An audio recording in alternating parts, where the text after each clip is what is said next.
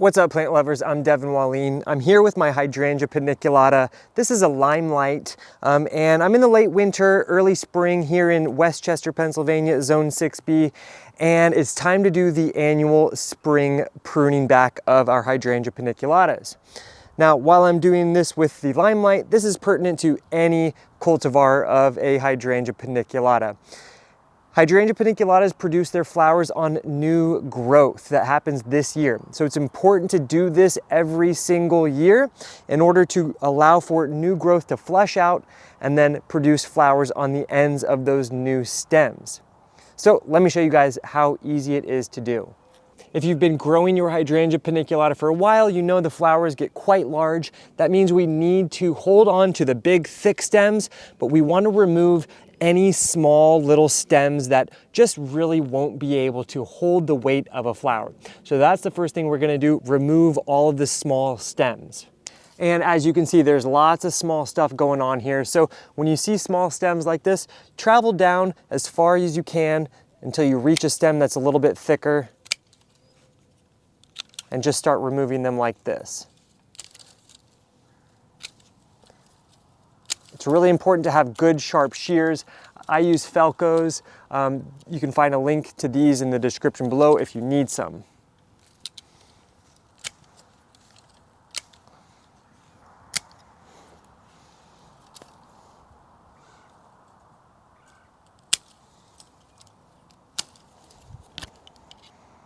And when you get to stems like these, we're just going to travel down until it reaches to this stem, and we're going to cut it right off flush with that thicker stem.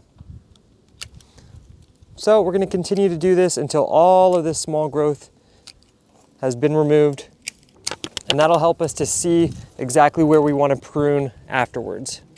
So as you can see, it's already looking much cleaner, much easier to see. Next thing, we want to look for stems that might be crossing. Now you can see this guy and this guy are crossing. We don't like that. So I'm going to remove the thinner of the two, which would be this guy, and I'll cut him back just like that.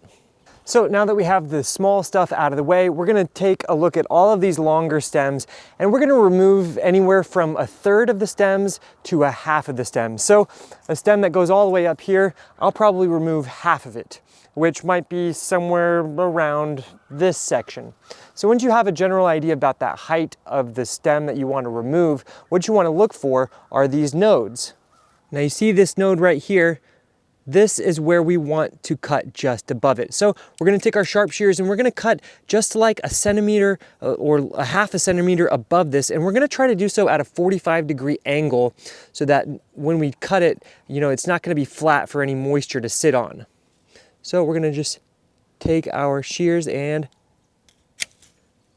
chop it off just like that. And you can see I have left that bud safely intact, but I'm not too far away, I'm not too close, I'm not too far away. It's just about perfect. And while you're doing that, you might find that there is still some stems that are a little bit weak, a little bit small. This guy, it's really never gonna have the ability to hold a flower, so I'm gonna cut him off as well. And then I had removed a few of these over the autumn, and I'm gonna give them a few fresh cuts. I removed some so that I could keep the flowers, and we actually made some wreaths with our with the flowers, and I left some on, removed some. You can honestly do this in the end of autumn as well if you want. I like to keep some on my plant throughout the winter because I think they look really pretty on the plant at the end of winter as well. And so we'll just continue around the plant.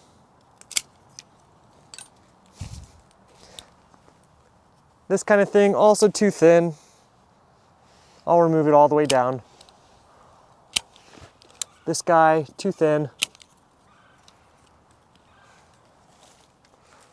Right here, travel down about halfway. Find that bud, cut just above it.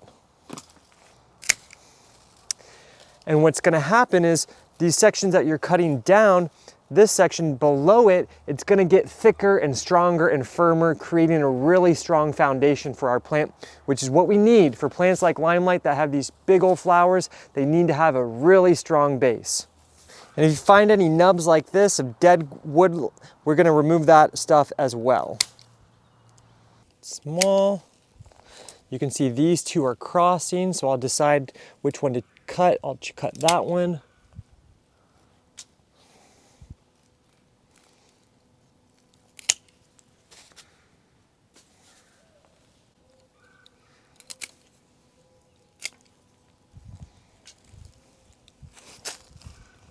And it should be noted, this is in my 4th year here. I really didn't need to prune it much the first couple of seasons until it had, strong enough stems. And the first couple of years it really is a little bit floppy, but now this should create a really nice strong foundation for a really sturdy plant. And as you can see, I go back around it a few times to really, as you're cutting, you're evaluating, seeing if you want to cut it back a little bit more, if there's stems you want to remove, and that's going to allow for you to have the nicest, best foundation for your plant. All right, so I think it looks pretty good. Now at this point, we can sprinkle on some time-release fertilizer. This is what I use. I get it in bulk. You can also find a link to this in the description below.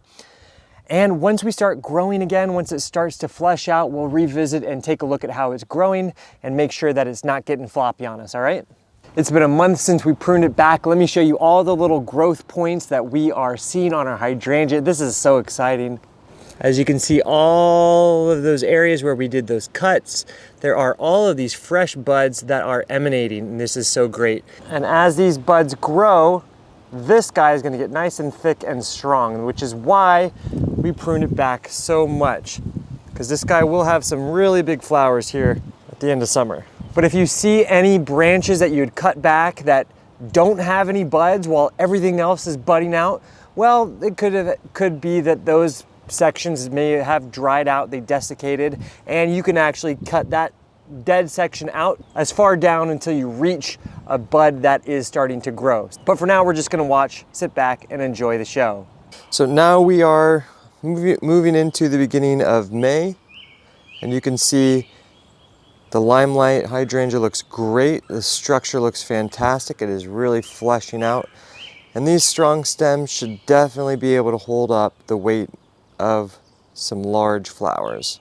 Well, we're in the last week of spring here, and look how beautiful this plant has grown into. It's as tall as I am. It's definitely a lot bigger than me. So it's really wild to see how fast and how really large and in charge these hydrangea paniculatas can grow. Now at this point, there's really not much that needs to be done other than just enjoy your plant and wait and just really enjoy the fruits of the labors that we took at the beginning of springtime. There's really no need to fertilize at this point. We've given it its slow release fertilizer, which is continuing to provide it with the nutrients it needs. The only thing that you might need to do is if you have any really low limbs like this, and if they get really long and start to flop over, you may need to just cut those back altogether, and that's totally fine. Generally, after a heavy rain shower, those are really the indicator days of, if limbs are too long and they can't support themselves when they're covered with rain, they might get floppy, and those might be good candidates to just cut off from the plant altogether. Well, it's pretty crazy how large this plant has already gotten. We're just into the 2nd week of July, and as you can see, it's really fleshed out. Flower buds are just starting to get formed on the ends of our stems, right on schedule. So hopefully as the flowers develop, the strong stems that we have been generating will be able to hold the weight of the flowers once they have really started to blossom. So we'll keep an eye on it. I'm really starting to get excited to see how it looks with those flowers fully in their limelight beauty. Well, we made it into early August. The flowers are really filling out now, and you can see the plant is looking quite beautiful. Yes, of course, the flowers are so big. They're still gonna be a little bit, overflowing, but at least they're not completely floppy, which can be the case if you do not prune it correctly. And if after doing all of this, you find that your plants are still not staying upright like you want, there's a good chance that probably your plant isn't getting enough sunlight. They really need a good 6 to 8 hours of full, hot, intense sunlight to be the most upright possible like this.